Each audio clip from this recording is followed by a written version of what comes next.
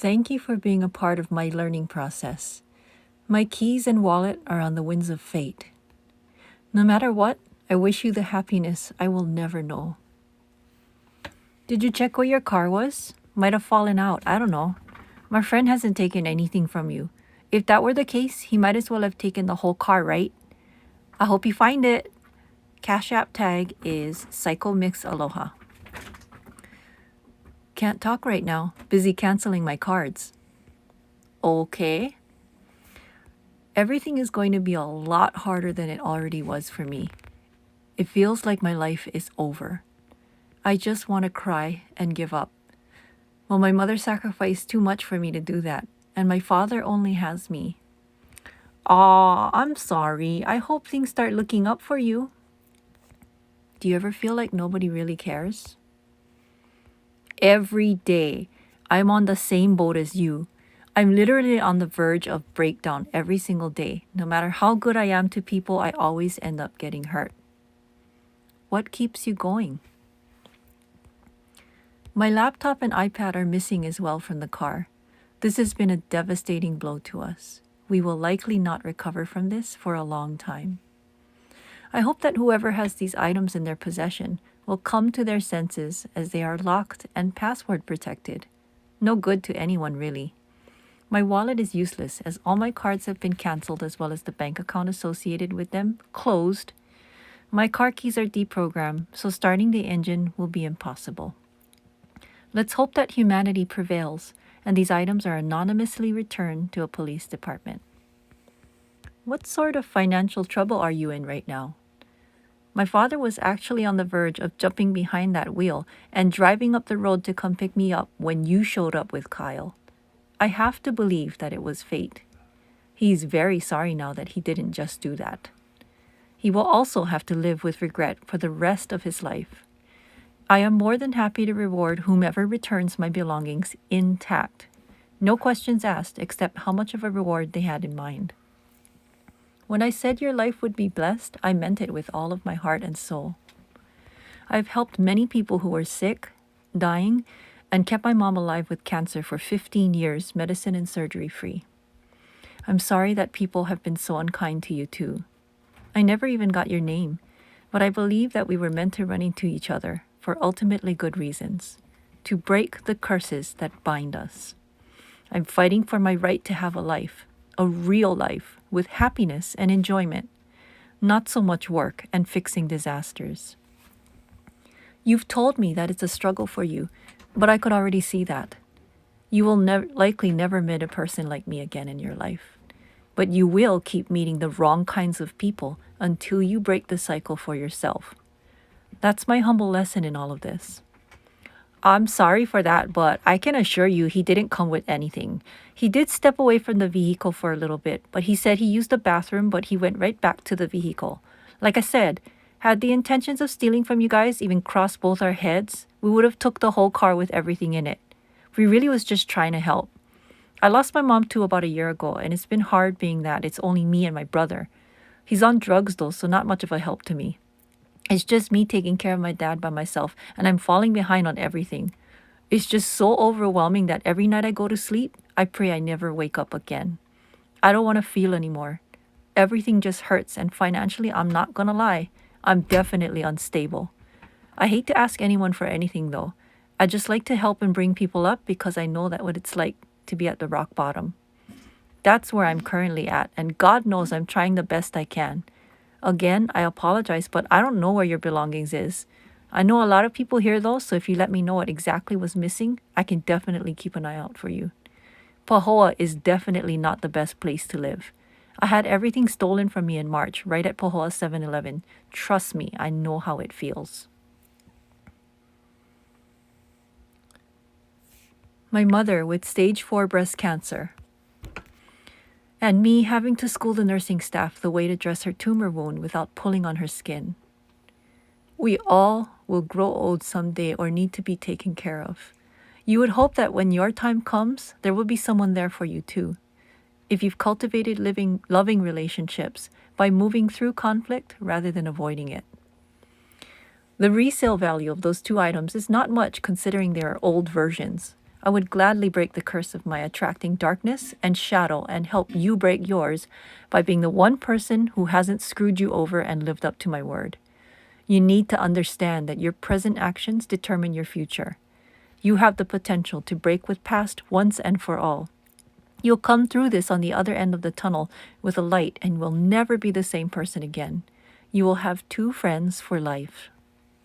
The Pahoa Police Department opens at 8 a.m. tomorrow.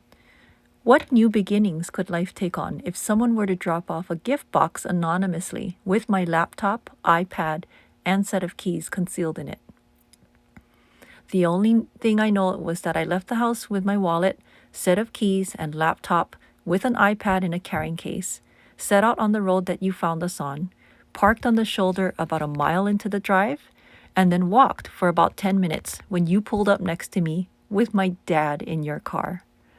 Dad was not sleeping. He was looking down at his phone and contemplating what to do next. I could tell Kyle was high from his bloodshot eyes. I knew that I was not in a good position the moment I realized my father abandoned our vehicle. When I saw Kyle getting into the driver's seat, it looked like he was going to drive off with the car, but then he saw you with us in tow. There are files on that laptop that mean nothing to anyone else but me. I can't replace them. The iPad was a way for me to manage my patient records and my medical practice, which COVID nearly destroyed. My keys were for accessing important places so that I can function in life. Oh, and another wallet was stolen as well, a fuchsia satin checkbook folio with Chinese floral print on it. These things I use every day, and I would know right away if they were missing. My dad remembers you opening the driver's side rear door while Kyle was talking to him from the passenger side window. You didn't address him right away, so I'm assuming you looked through my bag at this point, which was left in the backseat area, long enough for him to question what you were doing back there. He gave you the benefit of the doubt that you were just trying to help and thanked you for being so concerned. You then returned to your car while Kyle continued to talk to my dad. He again wondered why you went into the back seat, but quickly dismissed it as you being concerned. Kyle then asked my dad if he wanted to be driven over to me. My dad said that wasn't a good idea, that I wouldn't want him to get in the car with him. Kyle offered again to drive my dad over to me. My dad expressed doubt again over that being a good idea. Kyle said yes and held his arm out to my dad. My dad then accepted his help and got out of the car. Kyle then asked my dad for the car keys, and my dad handed it over to him. My dad mistakenly thought he needed the keys to start up the car again, even though the motor was still on all that time and was never turned off by my dad. Dad suggested this to Kyle, and he agreed that that was the reason for asking for the keys. Then Dad gave the keys to Kyle. You left Kyle with the car keys, and headed down the road where you found me, and the rest is history according to my memory. From the time I left Dad till the time you picked me up, no more than 10 minutes passed, during which time only the 2 of you approached the vehicle. I never actually accused you directly of anything you immediately defended yourselves over. Just put it out there because it needed to be said. Who else would I ask questions of? Again, if I can appeal to the higher conscience in you and your brother, please do anything you can to see to it that these items are returned to me as soon as possible. If you help me stay on track, I will be a resource for you in the future, not just the incident that happened today. If I do not have these items returned to me, they will mean my complete financial ruin. I will never be able to help my father, myself, or anyone else ever again. This is not something to have to think about.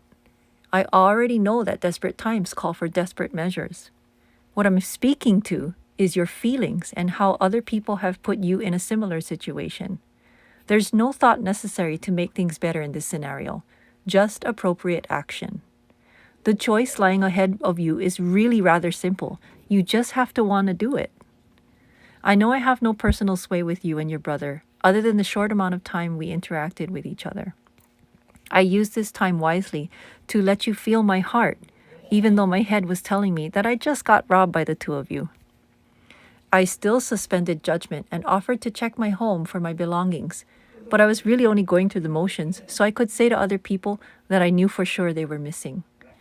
I have still so much compassion in my being for the 2 of you. How devoid of love and nurture your lives have been up to this point to motivate you to take what was not yours. I also knew at that point that I had no power in the situation to try to force you to give my things back to me. Yet, I knew you had a tiny conscience when you gave my dad's key with his wedding ring attached to it back to me. That was really hard for you not to do. After all, I showed you nothing but gratitude, love, and kindness. I instinctively felt your suffering and turmoil because I'm an intuitive healer. I empathize with you personally, though. In case you don't know this, other sensitive people can tell you're suffering too. If you allow that tiny conscience of yours to control your mind rather than your shadow self, you will find out how many people already understand you and would help you if they saw more of your light as well. Unfortunately, you too chose to take from me at a time when I was far past my limit. That is why I will not recover from this, and neither will you too. I do appreciate your entertaining this conversation in the very least. I think it's only fair that I get to voice my suffering to those who have contributed to it. I never do things for no reason. I will always get something out of a bad situation because I don't lie to myself, much less to other people. I know you have the intelligence to figure a way to return my items to me without incriminating yourselves. You have my sole promise that I will go about my own way in any case. Anyhow, I've got a tight schedule to keep, so if you could get it to me early tomorrow morning, the sooner we all can look forward to good things coming our way. I still have your Cash App ID, but you'll have to excuse my delay in rewarding you for the finder's fee for my things because I was forced to disable and close my money accounts. I'd rather help you from here on throughout your life rather than to lose my place in the world in this life. Give me the power to do that, and you will be glad you did. My bank bag was taken as well. Not that you'd be able to do anything with my business accounts, which were hacked a long time ago, and now no transactions can be made electronically, just in person. My personal account with Bank of Hawaii has little to no cash in it.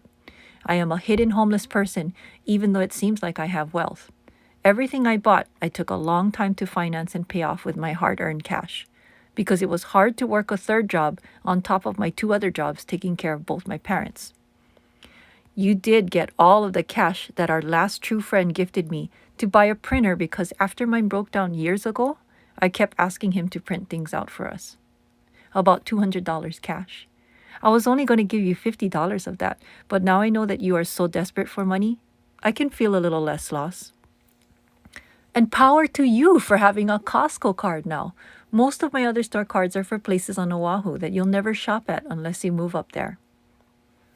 I wish I didn't have to take the time to get duplicates for my health insurance card though, but I needed to change my address anyway. Oh well, I guess you're giving me a reason not to put off those things in my ever-growing list of things to do. If I make it off this island, I stand a chance to set myself up better financially for the rest of our lives. We were planning to build a tiny house on wheels so that we'd never be homeless again. The house we are staying at has no kitchen, is full of other people's things, so much so that I can't unpack ours. We have to get our own drinking water. We can't cook because our friend who is hosting us suddenly became upset with me and is now acting like he wants us to leave.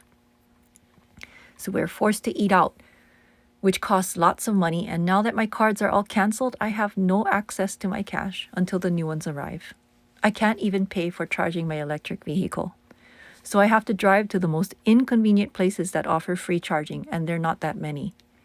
Your fortune turned out to be my misery. And I was pretty miserable already, having to move here because no one would offer us a temporary place to stay so we could build our tiny house.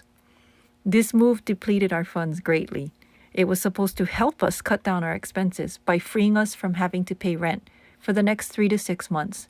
But the money we're having to spend now just to eat and drink is bringing our cost of living right back to the level of rent on Oahu. Are you aware of how expensive rent is on Oahu? We were paying $2,700 a month for a 3-bedroom, 1-bath duplex. I was supposed to be able to practice acupuncture out of one of the bedrooms, but even before the pandemic, my time and energy was taken up by the care of my loved ones. Most of my clothes were secondhand girlfriend giveaways because I could barely afford to buy any of my own. Thank goodness they were close to me in size and that I have a good sense of fashion, to mix and match the pieces up so that it looks like I'm richer than I actually am. Well, I am rich in the ways that count, just not dollars. You see, what makes you financially well off is not what you can take or get from others, but how strong your income earning potential is so that you don't need to depend on others. Rather, you are strong enough to give money away to others because you know you have a steady stream of it coming. Because you have something of value to offer others, and they reward you for it regularly. I was trying to reestablish my practice, which at one point was fairly successful with a steady stream of patients. I used to warrant $80 per 1 hour treatment. 21 years of licensure and experience in the field. If you ever got diagnosed with a difficult to treat injury or disease, I was the one person who made a difference in patients' lives after they were unsuccessful with other doctors and healers. I've saved people from dying. I've lost people too, who just couldn't put up with the costly side effects of prescription drugs. I've been involved in a lot of end-of-life care and have watched people slowly slip away with much suffering, and the only comfort they had was my acupuncture treatments, which I would administer for free by the time their medical expenses added up too high. I've seen great suffering in my life, especially in my travels and youth. I'm going to be 46 in August, which you'd know from my driver's license expiration date. I saw destitute poverty in Southeast Asia, people cooking with the same water they bathed in, living in rundown shacks on top of the water in Thailand, super little kids trying to make a quick buck selling gum to American tourists south of the border in Tijuana near the canal they call Piss River, watching desperate Mexicans stand up on each other to get over the border wall. People who work their hands to the bone when they get on the USA side and are blamed for lowering wages because their country is overrun by drug lords who sell their product to Americans. So their government is corrupt and they suffer great poverty. They can't afford any paved roads and there are no trees or any kind of greenery for miles around in the city, just dirt and simple houses with nothing much to offer. They can't grow fruit trees in their non-existent yards. I got terrible diarrhea from eating food at a roadside inn because the sanitation is so poor. So you see, suffering is collective and relative. Your level of discomfort, there's always many more people who are far worse off. One thing that travel shocked me with is seeing how much better the attitudes of these people were than in Hawaii even, as well as the States. They were proud of who they were and willing to work 10 times harder than most everyone I know back home. And they had so much less than we do. It made me so angry how much we took for granted, how wasteful we were, and how little we cared about each other. I still haven't gotten over the culture shock of my early 20s. It made me want to really devote my life to figuring out why some people have to have it so hard and to try to do something about that by being the best that I could be and helping others. Ha ha ha. As you can see, I have another bonus side effect of the stunt you and your brother pulled off yesterday. Insomnia. Hard to have peace of mind when someone has racked your sense of security and faith in the goodness of humanity. Although you two alone in no way should be held accountable for anyone other than yourselves. That's what this is all about. Holding you accountable for your actions. They have secondary, tertiary, quaternary spillover effects that go on and on. One hard stone that skims the surface of water and travels far, causing ripples of effects. You seem like you are still young enough to not be able to see just how far the consequences of your actions stretch out into your future. But you are older, in the worn out and weary sense, than a lot of elderly people I've met. Kind of like an old woman before your time. I feel the same way you do for the same reasons, except I have something that you don't. Wisdom and depth of character. You have to triumph over your suffering in order to receive these gifts from your bad experiences. You cannot and will not ever be able to take that away from me, but you did cripple me at the perfect moment where my physical hardships will negatively impact my health. If I die from destitute poverty way before it should have been my time to go, I will consider my life well lived for the person that I've become. Someone who would never put my needs so far above others that I lose my morals and go against my values. No matter how much you take from others, how entitled you feel to have the things that were never given to you out of neglect or cruelty, you will never be satisfied with your life.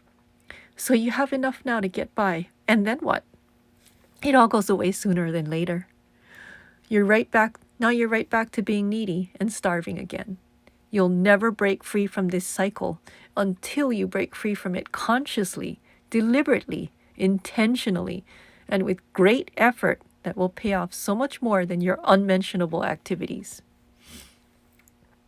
Follow me on Instagram at KidSmile. If I do make it out of this mess, you will see me prosper at new and higher levels. Then, if you just ask me for cash, I would gladly be able to give it to you without sinking into my grave. I'm used to people asking nicely for money, not taking it from me without my permission. I have no control over what you do with it, but I would hope you and your brother don't have to pay off gambling or drug debts. Or stop using if you're both addicted. There are agencies that can help you with that. I'm really happy for you that you returned one of the items I asked for. I can't use an older laptop without a power cord. I need all of my items back. You have until the end of today to find them and return them to me through the Pahoa police station in order for me to keep my promise to help you not just now, but in the future as well. Otherwise, I will only help you for the value of what you returned. And I will accept the loss of you as well as my items and move on. Remember, I am logistically challenged now that driving around is hard when I can't charge my card due to inaccessible funds. I can't even pay you your reward. I want all of my stuff, including all the contents of the 2 wallets, every key and the carabiner it was on, everything in my Bank of Hawaii zippered pouch, and the laptop case with the paper sack of documents I need to notarize. Get going! You have set me behind schedule so far already. Everything you don't do will still come back to you. You can keep the $200 cash because you really need it. Where is my iPad? Go back to every trash can and bush on the side of the road where you threw away my things that were never of any value to you and retrieve them. Wipe your prints off my laptop case and wallets, my keys, everything they could pull a print off of, and return them to the Pahoa police station. My offer to help you in the future expired yesterday, but I will still reward you for returning my items. Whenever my cash becomes accessible, that is. You just proved to yourself that you are capable of having a good conscience, and then you undid that by proving that you would settle for satisfying your shadow self instead. I truly feel sorry for you, because whatever you did to me doesn't make me change as a person. Whatever you did made you the person that you are not. I will move on and not allow your lying to me to affect me. You're lying to yourself. Well, that's a curse I wouldn't wish on my worst enemy. That will destroy you and hurt the people you love. And you would not be unique. Millions of people settle for the lie. Just human flaw. Never mind what the sages and wise people have been saying for thousands of years, that the real problem lies within, not around you. You think that you are alone and so exclusive in your chaos and confusion. You're just a bad story repeating itself lifetime after lifetime in every being that is born. I wonder at what point will you get so bored with your sad story that you wake up and choose to rewrite it for yourself? How much more will you crawl on the floor and drag your corpse around like the walking dead before you actively choose to enter into a path that makes your existence here a real life? You're addicted to your pain. Prove this to yourself. One day when the major players in your trauma are all dead and gone, usually a mother, a father, siblings, you'll see that it is you who are left to deal with yourself. Nobody will be physically around to even stand in your way, but it's a metaphor for the fact that this is true and applies to you right now. Nobody is really standing in the way of you growing your conscience and walking a better path. You can start now or wait for these abusers and hurtful people to eventually die off. What's a few years to a few decades of your life worth anyways, right? You've got all the time in the world to wait around. To be a slave to your shadow self. Modern era, but ages-old practice. Slavery. I couldn't see your eyes because you were hiding them behind your shades, but as far as I could tell, you are actually a beautiful woman. If you were given the opportunity to tend to your appearance more, you would be stunning. Nice features, tan skin, not overweight. If you continue to abuse your body with intoxicants and poisons, you'll look old way before it's your time to start showing signs of aging. You can reverse some of that in your 30s, but once you hit your 40s, it's all uphill battle. You live on the most life-giving land on the largest island in the Hawaiian archipelago. How beautifully green it looked as we were approaching it in flight. The only way you'll ever make it up to me and my father is to make peace within yourself. You will never be healed by those who hurt you, or by anyone outside of yourself. It has to come from within. It is about a movement, not words or thoughts. You have to feel in order to motivate that motion. All the pain until you hit bottom, and then there will be room for love. You are oddly enough, helping me heal, letting me express all the suffering you've caused and how it made me feel, but more importantly, how it is deepening my understanding of you as well as myself. By now, I'm sure you've thrown my things away so carelessly that you couldn't retrieve them, even if you tried. But you can still return my iPad. I need that to log my patient records and keep track of my herbal pharmacy inventory. I really wish you hadn't gotten rid of that laptop carrying case because it contained the power cord for the laptop. I'll have to hunt one down online since it's an older version. Can't use it until I do because the battery will drain. It may not get here in time before I fly out. Yes, I'm leaving the islands. Hopefully not forever. I fly out of Kona on June 8 because I can't afford to live here. I'm going to throw myself and my father out to the mercy of total strangers because our close family members have rejected us. They don't want to be involved in my dad's care. They haven't been for the last 12 years much at all. You can make it heaven on earth or you can be in hell, even in paradise. It's really up to you.